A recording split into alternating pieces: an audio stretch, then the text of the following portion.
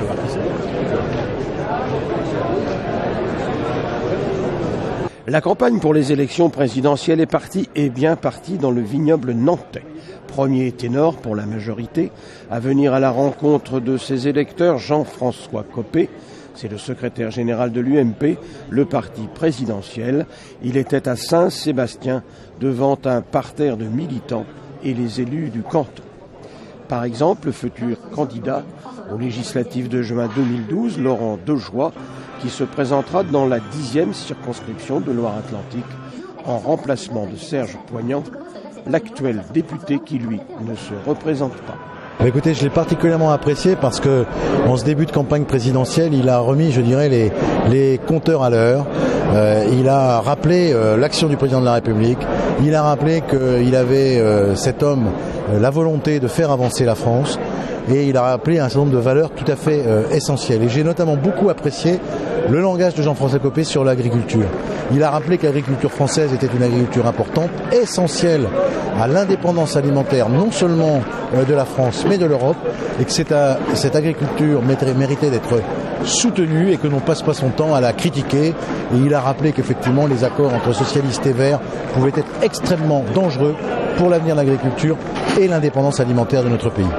L'agriculture qui est une part importante dans la 10e circonscription de Loire-Atlantique, circonscription dans laquelle vous allez être candidat aux législatives. J'ai effectivement d'autant plus apprécié ce langage que dans la campagne que je fais, je rencontre beaucoup de personnes du monde agricole, les agriculteurs, les éleveurs, producteurs de lait, les viticulteurs bien sûr. Eh bien tous sont préoccupés effectivement par la considération que l'État doit avoir à leur égard pour le rôle essentiel qu'il joue dans le développement économique du territoire, dans l'indépendance alimentaire du pays. Et je crois que ces valeurs-là, il faut les porter et leur rappeler, ce que je ne demande pas de faire, et d'où l'importance que j'attache aux propos de Jean-François Copé. Le ton était donné par Jean-François Copé, qui n'a pas ménagé ses effets. Nous avons réussi parce que nos aînés ont eu la sagesse de se serrer la main, d'acter que ce qui nous rassemble est infiniment supérieur à ce qui nous divise. Nos aînés ont fait l'UMP, c'est-à-dire une grande famille politique de droite et de centre-droit, où se retrouvent, et vous en êtes la démonstration, des anciens gaullistes, des anciens libéraux, des anciens centristes, des anciens radicaux, et même des anciens rien du tout, parce qu'ils sont arrivés après, et qu'ils forment une grande famille politique, dans laquelle, et j'en suis le garant, chacun, je dis bien chacun, a la liberté de s'exprimer. Comme au groupe parlementaire, j'ai veillé, et ça a été depuis le début de mes fonctions ma marque de fabrique, à ce que chacun, qu'il soit élu ou militant, qu'il soit cadre, qu'il ait des responsabilités, puisse à tout moment dire ce qu'il a sur le cœur pour la France.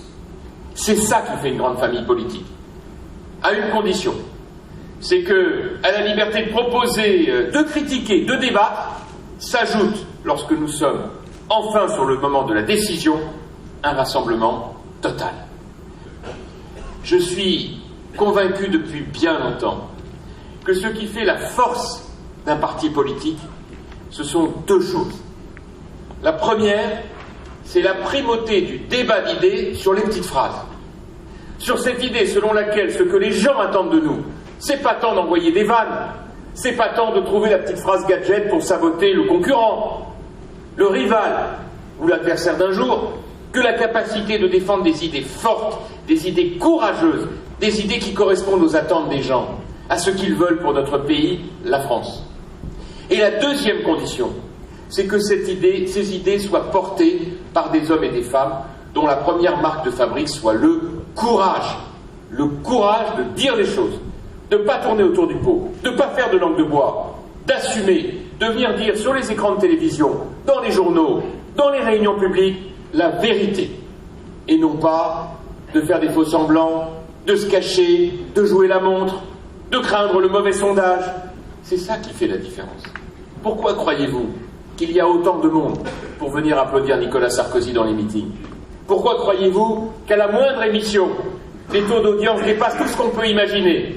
Tu parlais, François, tout à l'heure de l'audience minable de François Hollande, lundi à la télévision sur TF1, arrivé 3e derrière M6 et France 2. Sur la même chaîne, un mois avant. Alors que François Hollande avant-hier faisait 3 millions de téléspectateurs, Nicolas Sarkozy faisait 16 millions de téléspectateurs. Et pourquoi? Tout simplement parce que les Français savent que lorsque Nicolas Sarkozy vient à la télévision s'adresser à eux, lorsqu'il vient dans un grand meeting, c'est à chaque fois pour faire des propositions courageuses. C'est à chaque fois pour dire les choses telles qu'elles sont. Et je peux ajouter que désormais, celui qui s'adresse aux Français est au sommet de sa maîtrise des grands dossiers de la France et du monde. Je veux vous apporter un témoignage, moi qui, comme d'autres, le côtoie régulièrement depuis des années. Je mesure que ce qui a profondément changé en lui, c'est la gravité. Car il mesure pleinement, dans les fonctions qui sont les siennes, la gravité de la situation. Et c'est évidemment l'une des innombrables différences entre lui et les autres candidats. Mobiliser les militants et les adhérents de Loire-Atlantique, l'armée de la Loire de l'UMP est en ordre de bataille, soulignait le chef du parti de la majorité.